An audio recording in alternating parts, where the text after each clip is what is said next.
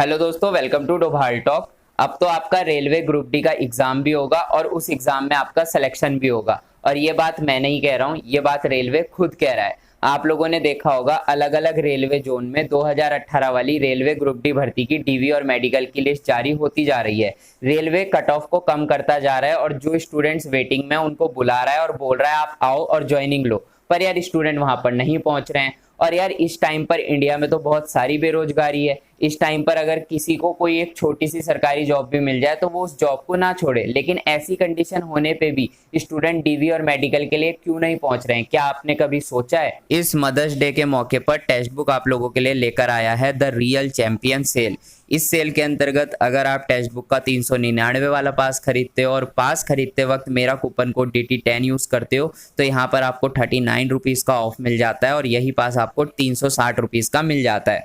वैसे जो ये 360 रुपीज़ वाला पास है इसमें आप लोगों को 1 साल की वैलिडिटी मिलती है, पर क्योंकि अभी द रियल चैंपियन सेल चल रही है तो यहाँ पर आपको 18 महीने की वैलिडिटी मिलने वाली है। 6 महीने की आपको एक्स्ट्रा वैलिडिटी मिलेगी, जिसके अंतर्गत आप लोग 520 से भी ज़्यादा एग्जाम्स के 38,000 से भी ज़्यादा मॉक टेस्ट लगा सकते हो। और यार अब सभी लोगों को पता है कि ग्रुप डी का एग्ज़ाम ज़्यादा दूर नहीं है और एग्ज़ाम में अगर आपको अच्छे मार्क्स लेकर आने हैं तो ज़्यादा से ज़्यादा मॉक टेस्ट आपको लगाने पड़ेंगे। और अभी तो आपको यहाँ पर एक्स्ट्रा वैलिडिटी भी मिल रही है, तो मैं आपको सजेस्ट करूँगा कि अगर आपने मॉक टेस्ट अभी तक नहीं खरीदा है तो आप खरीद सकते हो। इसका लिंक मैंने डिस्क्रिप्शन में दे दिया है। रेलवे परेशान हो चुका है कट ऑफ कम कर करके, बोल रहा है भाई आ जाओ ज्वाइनिंग ले लो, पर स्टूडेंट जा ही नहीं रहे हैं। अगर मैं आपसे बात करूं एसटी कैटेगरी के स्टूडेंट की, तो मैंने देखा है 2-3 जोन में तो रेलवे ने एसटी कैटेगरी की कट ऑफ 50 पे कर दी है। 50 पे कट ऑफ करके वेटिंग लिस्ट वाले स्टूडेंट को बुला रहा है और बोल रहा है ज्वाइनिंग लो, पर स्टूडेंट नहीं जा रहे हैं। 50 पे कट ऑफ होने का मतलब समझते हो आप? मतलब कि रॉ मार्क्स कहीं ना कहीं 40-42 के आसपास रहे होंगे, तब जाके वो 50 पे आया होगा। तो सोचो जिसके 40-42 मार्क्स आ रहे हैं वो भी 2018 वाली भर्ती पे सेलेक्ट हो रहा है, पर अनफॉर्चुनेटली वो वहां पर जा नहीं रहा है, ज्वाइनिंग नहीं ले रहा है। और इसके ना कई सारे कारण हैं। सबसे पहला कारण तो ये हो जाता है कि पेशेंस लेवल। अब जो भी स्टूडेंट रेलवे ग्रुप डी की या एसएससी एमटीएस की, ये जो सबसे छोटे छोटे एग्जाम्स है इनकी तैयारी करता है ना, वो स्टूडेंट्स होते हैं जो मिडिल क्लास फैमिली से होते हैं, जिनकी घर की स्थिति इतनी ज़्यादा अच्छी नहीं होती। उनका मानना ये होता है कि हमें एक छोटी सी जॉब मिल जाए और हम अपने घर की स्थिति को सुधार लें, और उन पे ज़्यादा टाइम भी नहीं होता कि वो 3-4 या 5 साल तक तैयारी करते रहें। तो ऐसे ही स्टूडेंट्स के साथ हुआ है जिन्होंने 2018 वाली भर्ती का एग्जाम दिया है। एग्जाम तो उन्होंने दे दिया, अब यार ज्वाइनिंग 2018 में एग्जाम हुआ था और ज्वाइनिंग 2022 में जाके हो रही है, 4 साल बाद। तो 4 साल तक कितने स्टूडेंट्स ने वेट किया होगा? आधे से ज्यादा स्टूडेंट तो ऐसे होंगे जिन्होंने होप छोड़ दी होगी और प्राइवेट जॉब पकड़ ली होगी। आधे से ज्यादा ऐसे स्टूडेंट भी होंगे जो कहीं और किसी और एग्जाम में सेलेक्ट हो चुके होंगे। क्योंकि आप अपने ऊपर भी ये चीज अप्लाई करो, क्या आप सिर्फ और सिर्फ एक ही एग्जाम पे डिपेंड रहते हो? कोई भी फॉर्म निकलता होगा तो आपके मन में सवाल जरूर आता होगा कि यार ये फॉर्म भी मैं भर देता हूँ, और हो सकता है आप उस फॉर्म को भर भी देते हो। तो जो भी स्टूडेंट सरकारी जॉब की तैयारी करता है ना, वो 2 से 3 एग्जाम तो देता ही देता है। और यही कारण है 2018 वाले स्टूडेंट्स ने अलग अलग एग्जाम दिए, वहां पर वो सेलेक्ट हो गए, तो वो यहाँ पर क्यों पहुंचेंगे? या फिर उन्होंने अपना एक अच्छा सा बिजनेस सेटअप कर लिया जहां पर वो मंथली 50 से 60 हजार कमा रहे हैं, तो वो यहाँ क्यों पहुंचेंगे? एक बार को वो स्टूडेंट तो आ भी जाएगा जो प्राइवेट जॉब कर रहा है, जिसकी 10-15 हजार सैलरी है, वो तो सोचेगा भी चला जाता हूँ। लेकिन जिस स्टूडेंट का एक अच्छा खासा बिजनेस सेटअप हो गया है वो क्यों आएगा? तो ये जो 2018 वाली भर्ती का हाल हो रहा है ना, ये आपको 2019 वाली भर्ती में देखने को मिलेगा ही मिलेगा। 2019 में फॉर्म भरा गया था और एग्जाम अब 2022 में जाके हो रहा है। लगभग 3 साल हो चुके हैं, तो 3 साल ना हर एक स्टूडेंट वेट नहीं कर सकता। ये एक प्रैक्टिकल चीज है, क्योंकि हर एक स्टूडेंट की घर की कंडीशन एक जैसी नहीं होती। हो सकता है आपके घर की कंडीशन अच्छी हो, आप वेट कर सकते हो, 3 या 4 साल भी वेट कर सकते हो, लेकिन हो सकता है आपके फ्रेंड के घर की कंडीशन अच्छी ना हो, वो वेट नहीं कर पाता। तो यही कारण है कि जो 2019 वाला एग्जाम होगा ना, इसमें आपको अटेंडेंस बहुत कम देखने को मिलेगी। मान के चलो कि 40 या 50% अटेंडेंस, वो भी बहुत ज्यादा मैंने बोल दी, इतनी भी मुझे उम्मीद नहीं है कि आपको देखने की मिलेगी। तो यहाँ पे ना आपका सिलेक्शन होने के बहुत हाई चांसेस है।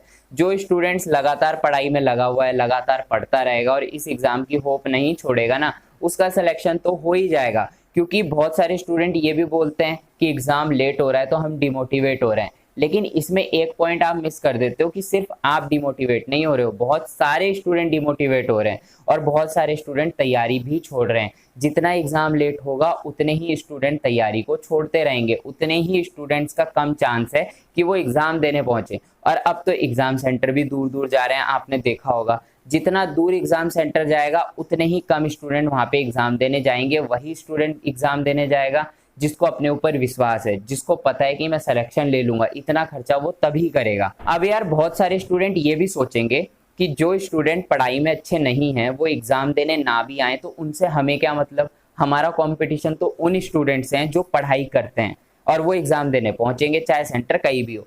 तो यार मैं आपको एक बात बता देता हूँ, मान लो आप एग्जाम देने गए और एग्जाम सेंटर में आपको ज्यादा भीड़ नहीं दिखाई दी, तो ना ये आपके मेंटल स्टेटस पे इफेक्ट डालती है। आपको लगता है यार इस बार भीड़ कम है, स्टूडेंट कम है, आपके अंदर एक कॉन्फिडेंस डेवलप होता है, क्योंकि जिस टाइम पे आप एग्जाम देते हो ना उस टाइम पे माइंड पे बहुत ज्यादा प्रेशर होता है। और इस चीज को आप भी देख सकते हो, आप अगर अपने घर पे बैठ के मॉक टेस्ट लगाते होंगे ना तो आराम से आप वहां पर 60 70 80 मार्क्स लेकर आ जाते होंगे। लेकिन वही सेम मॉक टेस्ट जो आपने अभी घर पे लगाया वही मैं एग्जाम टाइम पे आपको दे दूं ना तो वहां पे आपके मार्क्स घट जाएंगे। वो इसलिए घट जाएंगे क्योंकि आपके माइंड पे प्रेशर होगा। और जब आप सेंटर पे एग्जाम देने जाओगे आपको दिखेगा कि इतनी ज्यादा भीड़ नहीं है, ज्यादा स्टूडेंट्स नहीं पहुंचे हैं, तो आपका एक कॉन्फिडेंस डेवलप होगा और वहां पे आप अच्छे से एग्जाम को परफॉर्म कर पाओगे।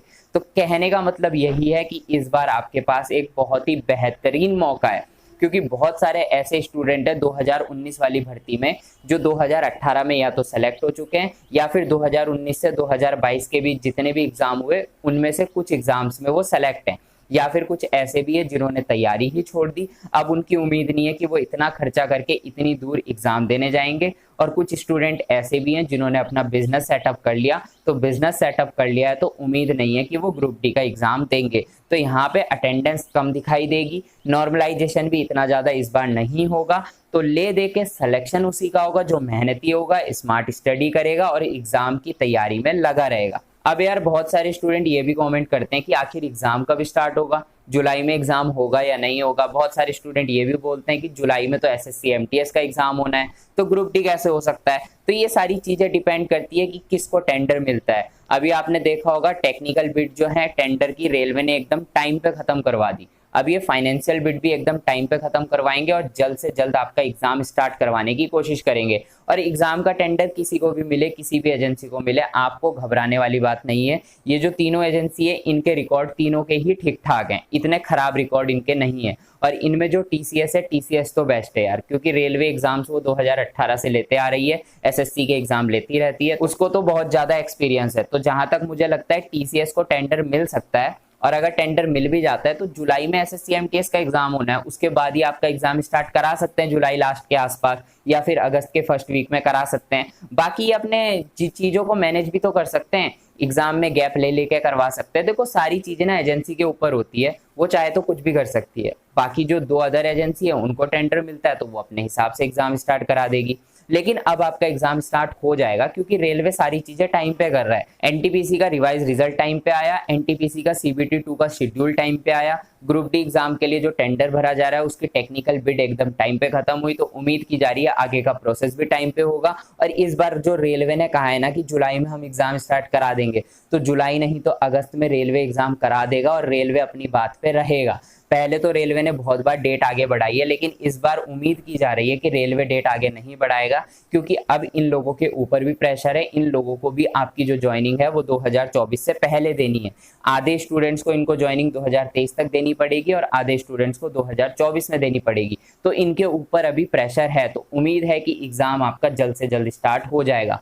और इस बार सिलेक्शन उसी का होगा जो मेहनत करेगा, क्योंकि नॉर्मलाइजेशन का गंदा खेल इस बार दिखाई देगा नहीं। तो जो मेहनत करता है उसको सिलेक्शन लेने से कोई रोक भी नहीं पाएगा। इसीलिए बोल रहा हूँ मेहनत करते रहो, जितनी ज्यादा मेहनत करोगे उतने चांसेस है कि सिलेक्शन ले लोगे। बाकी मिलते हैं अपनी नेक्स्ट वीडियो में, तब तक के लिए बाय।